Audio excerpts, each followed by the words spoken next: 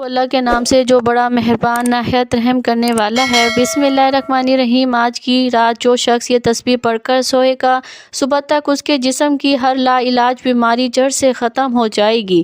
یقین وہی کرے گا جو پڑھے گا۔ میری بہنوں اور میرے بھائیوں، اکثر لوگ ایسے ہوتے ہیں جن کو کوئی بیماری نہیں ہوتی لیکن وہ اچانک سے مر جاتے ہیں، اور کچھ لوگ سالوں تک بیمار رہتے ہیں اور ان کو موت نہیں آتی۔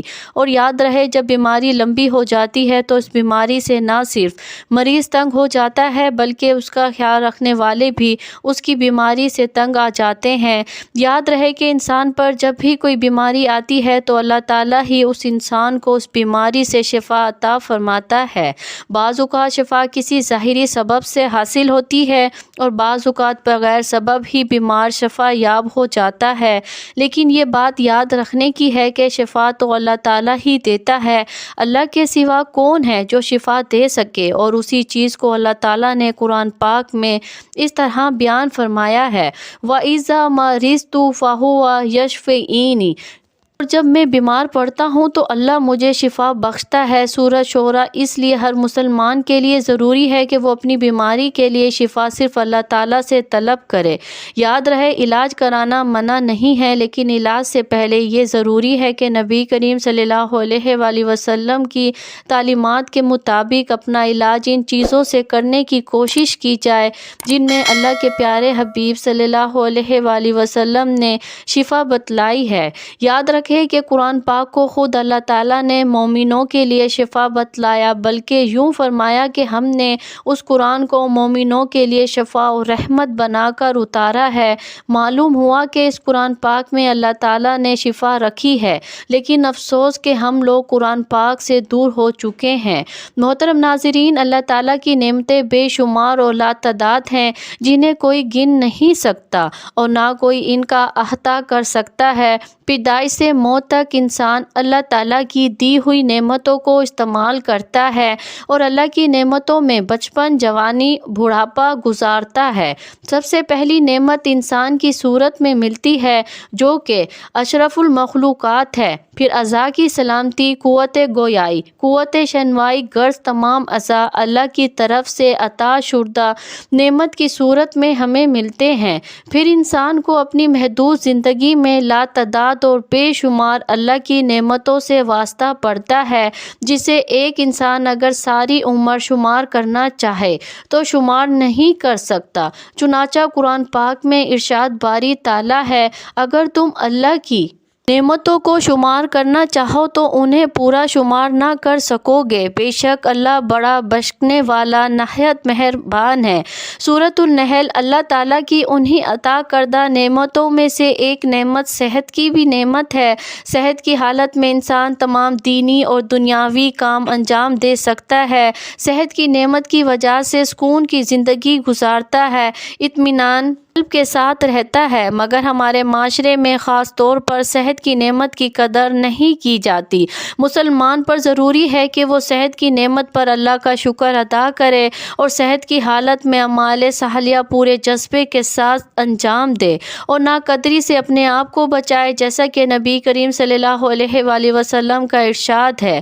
عبداللہ بن عباس کہتے ہیں کہ نبی کریم صلی اللہ علیہ وآلہ وسلم نے ارشاد فرمایا، دو نعمتیں ہیں جن میں اکثر لوگ خسارے اور گھاٹے میں ہیں، صحت اور فراست۔ اس حدیث مبارکہ میں نبی کریم صلی اللہ علیہ وآلہ وسلم نے جن دو نعمتوں کے بارے میں ارشاد فرمایا کہ اکثر لوگ ان دو نعمتوں کی ناقدری کرتے ہیں، وہ صحت کی نعمت ہے اور فرصت کی نعمت ہے۔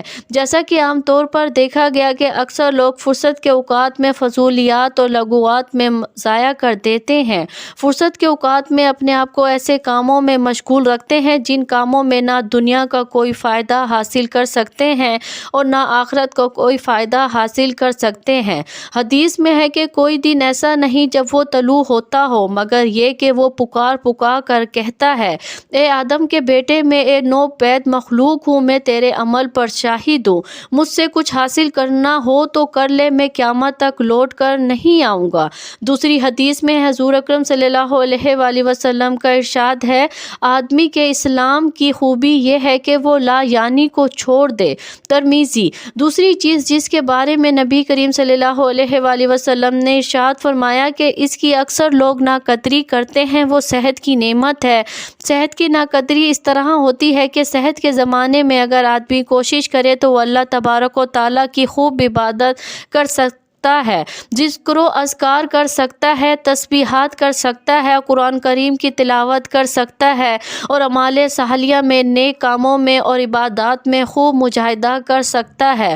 مگر اکثر ایسا ہوتا ہے کہ انسان صحت کی حالت میں نیک اعمال کو فراموش کر دیتا ہے اور لاپرواہی کے ساتھ صحت کی نعمت کی ناقدری کر دیتا ہے، جبکہ صحت کی نعمت کا ایک بہت بڑا فائدہ یہ بھی ہے کہ اگر آدمی صحت کے اندر کسی عبادت کا عادی ہو اور بیماری کے ایام میں وہ عبادت نہ کر سکے تو اللہ تبارک و تعالیٰ بیماری کی حالت میں اسی عبادت کا ثواب عطا فرماتا ہے۔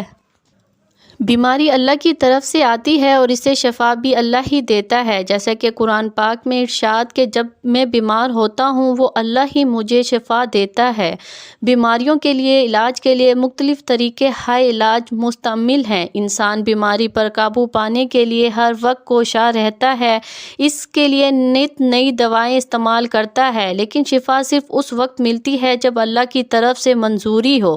رسول پاک صلی اللہ علیہ وآلہ وسلم کا ارشاد ہے، ہر بیماری کے علاج کے لیے دوا ہے، اور جب دوا کے اثرات بیماری کی ماہیت کے مطابق ہوتے ہیں تو اس وقت اللہ کے حکم سے مریض کو شفا ہو جاتی ہے۔ یعنی بیماری کا علاج کرنا سنت نبوی ہے۔ سر درد کے لیے مختلف ادویات کا استعمال کیا جاتا ہے، جن کے استعمال سے معدے کا السر یا اس سے پھٹنے سے موت بھی واقع ہو سکتی ہے۔ اس لیے ضروری ہے کہ بیماری ہونے کی صورت میں ڈاکٹر کے مشورے سے دوا ضرور لیں، مگر اللہ سے شفا کی دعا کرنا نہ بھولیں۔ دوائی صرف ایک ذریعہ ہے، حقیقی شفا صرف اور صرف اللہ کے ہاتھ میں ہے۔ دوا سے زیادہ فائدہ دعا میں ہوتا ہے، اور بعض پیچیدہ بیماریوں میں جہاں دعائیں اثر نہیں کرتی، صدق دل سے کی ہوئی دعا ایسا اثر دکھاتی ہے کہ مہینوں کی تکلیف دنوں میں دور ہو جاتی ہے۔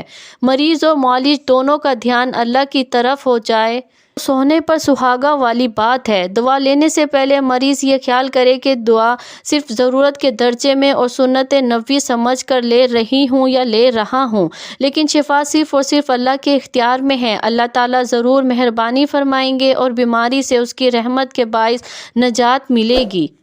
محترم ناظرین، رسول پاک صلی اللہ علیہ وآلہ وسلم کا ارشاد ہے کہ صدقہ بلا کو ٹالتا ہے۔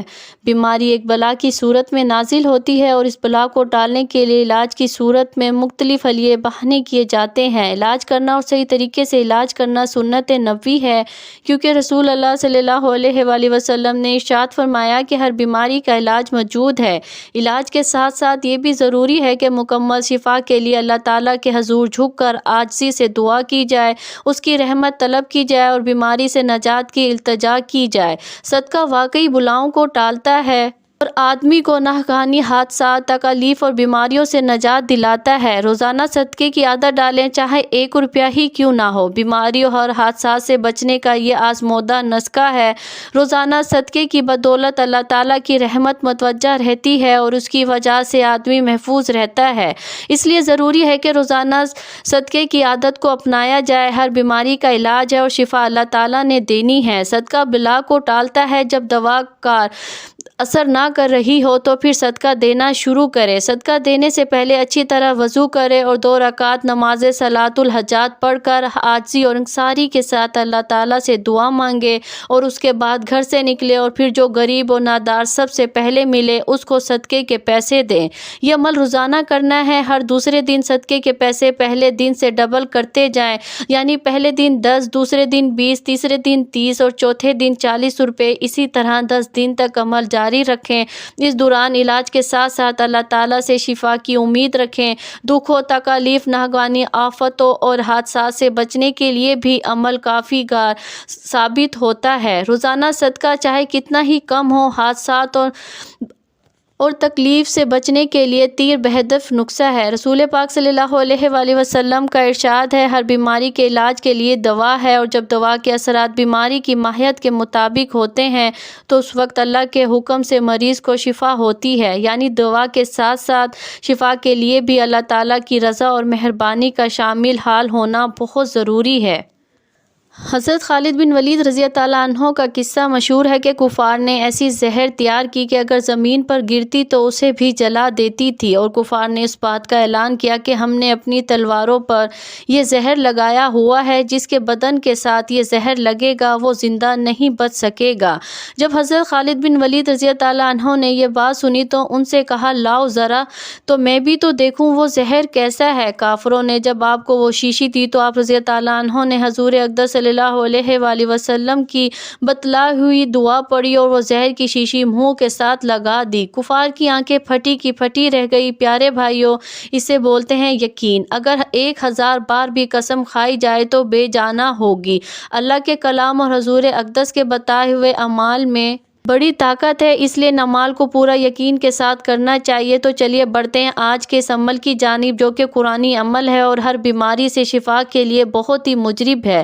اس عمل کی برکت سے انشاءاللہ آپ کے جسم کی بیماری سے آپ کو نجات ملے گی اور ہر بیماری سے آپ کو شفا حاصل ہوگی۔ ڈاکٹروں کے پیچھے بھاگنے سے پہلے ایک بات پر عمل کرنا آپ نے ضروری ہے۔ انشاءاللہ آپ کو ڈاکٹروں کے پاس جانے کی ضرورت نہیں پڑے گی۔ اس آیت میں ایک ایسی طاقت ہے جس سے ہر بیماری اللہ کے حکم سے ختم ہو جائے گی۔ پیاری بہنوں اور بھائیوں، یہ آیت جس کا ہم آپ کے لیے امر لے کر آئے ہیں، یہ آیت سورۃ الانعام کی آیت نمبر 17 ہے، جس کو آپ اپنی صحت کے لیے بھی کر سکتے ہیں، اور اس آیت کی تلاوت بھی آپ کے لیے کی جاتی ہے تاکہ آپ کو یہ آیت تلاش کرنے میں آسانی ہو، اور اس آیت کو غور سے سن لیجئے۔ بسم اللہ الرحمن الرحیم۔ وَإِنْ يَمْسَسْكَ اللَّهُ بِضُرٍّ فَلَا كَاشِفَ لَهُ إِلَّا هُوَ وَإِنْ يَمْسَسْكَ بِخَيْرٍ فَهُوَ عَلَى كُلِّ شَيْءٍ قَدِيرٌ وَهُوَ الْقَاهِرُ فَوْقَ عِبَادِهِ وَهُوَ الْحَكِيمُ الْخَبِيرُ۔ اور اگر اللہ چاہے تجھے کوئی برائی پہنچائے تو اس کے سوا اس برائی کو کوئی دور کرنے والا نہیں، اور اگر اللہ تجھے بھلائی پہنچائے تو وہ ہر شے پر قادر ہے، اور وہی اپنے بندوں پر غالب ہے، اور وہی حکمت والا خبردار ہے۔ اس آیت کا یہ عمل ایک ایسا مجرب عمل ہے جس سے آپ کی انشاءاللہ ہر بیماری دور ہو جائے گی۔ اس عمل کا طریقہ یہ ہے کہ آپ نے اس آیت کو رات کے وقت 33 مرتبہ پڑھ کر مریض کے اوپر دم کر دینا ہے۔ اگر مریض خود پڑھ کر اپنے اوپر دم کرے تو زیادہ بہتر ہے، ورنہ کوئی بھی ایک اس آیت کو پڑھ کر مریض کے اوپر دم کر سکتا ہے، اور اسی آیت کو آپ نے 33 مرتبہ صبح کے وقت بھی پڑھنا ہے اور مریض پر دم کر دینا ہے۔ اس عمل کو شروع کرنے کے بعد آپ ملاحظہ کریں گے کہ مریض کی حالت بہتر ہونا شروع ہو جائے گی، اور انشاءاللہ آہستہ آہستہ آپ کے مریض کی بیماری ختم ہونے لگے گی۔ بس اس عمل کو آپ نے پورے یقین کے ساتھ کرنا ہے اور اللہ کی ذات پر مکمل بھروسہ کرنا ہے کہ آپ کے جسم سے ہر بیماری کو دور فرمائے گا۔ پیاری بہنوں اور بھائیوں، یہ آیت زیادہ لمبی نہیں ہے، اس لیے چاہے اس آیت کو یاد کر لیا جائے اور مریض کو بھی یاد کروا دیا جائے، اور مریض سے تاکید کرے کہ وہ ویسے بھی اس آیت کی تلاوت کرتا رہے اور اللہ پر مکمل بھروسہ رکھے، وہی شفا دینے والا ہے۔ آپ خود ہی اپنی آنکھوں سے اس آیت کی برکات دیکھیں گے۔ یاد رہے کہ صحت اللہ تعالیٰ کی بڑی نعمت ہے، اس لیے چاہیے کہ اللہ کی ذات سے ہمیشہ عافیت کی دعا مانگی جائے، اور جب بھی بیماریوں سے نجات کی دعا کی جائے تو اس یقین کے ساتھ مانگا جائے کہ اللہ تعالیٰ ہی کی طرف سے یہ بیماری ہے اور اللہ ہی اسے نجات دینے والا ہے اور اللہ ہی شفا دینے والا ہے۔ جب بندہ قطعی دلیل کے ذریعے سے معلوم کر لے کہ اللہ تعالیٰ ہی اکیلا ہے جو نعمتوں سے نوازتا ہے، وہی تکالیف کو دور کرتا ہے، وہی بھلائیاں عطا کرتا ہے، وہی برائیوں اور تکالیف کو ہٹاتا ہے، اور مخلوق میں کوئی ہستی ایسی نہیں جس کے ہاتھ میں یہ چیزیں ہوں سوائے اس کے جس کے ہاتھ پر اللہ تعالیٰ جاری فرما دے، تو اسے یقین ہو جاتا ہے کہ اللہ تعالیٰ ہی حق ہے، اور وہ ہستیاں جنہیں یہ اللہ تعالیٰ کے سوا پکارتے ہیں سب باطل ہیں۔ جتنا زیادہ یقین کے ساتھ اس قرآنی آیت کا عمل کیا جائے گا اتنا ہی جلد نتائج سامنے آنے لگیں گے۔ خود بھی پورے یقین کے ساتھ اس عمل کو کریں اور اس ویڈیو کو زیادہ سے زیادہ شیئر بھی کریں تاکہ باقی مسلمان بہن بھائی اس عمل سے استفادہ کر پائیں۔ اے اللہ، جن کے جو جو کام رکے ہوئے ہیں وہ پورے کر دے۔ اے اللہ بچھڑے ہوئوں کو ملا دے۔ اے اللہ شادی شدہ جوڑوں میں محبت اور خلوص پیدا کر دے اور ان کی زندگیوں میں برکت ڈال دے۔ اے اللہ تمام لڑکے اور لڑکیوں کے نصیب اچھے کر دے۔ اے اللہ جو قرض کے بوجھ تلے دبے ہوئے ہیں ان کا قرض جلد سے جلد ادا کروا دے۔ اے رب العزت شیطان سے ہماری حفاظت فرما۔ اے اللہ حلال رزق کمانے کی توفیق عطا فرما۔ اللہ تعالیٰ آپ کو اپنے حفظ و امان میں رکھیں گے، آمین۔ پیارے بھائیوں، ہم یہ امید کرتے ہیں کہ آپ کو آج کی ویڈیو ضرور پسند آئی ہوگی۔ اگر آپ کو ہماری ویڈیو پسند آئے تو آپ سے گزارش کرتی ہیں کہ آپ ہمارے چینل کو ضرور سبسکرائب کر لیں اور ساتھ ہی لگے بیل کے بٹن کو بھی پریس کر لیں تاکہ آپ کے پاس ہماری آنے والی مزید ویڈیوز کا نوٹیفیکیشن پر وقت ملتا رہے۔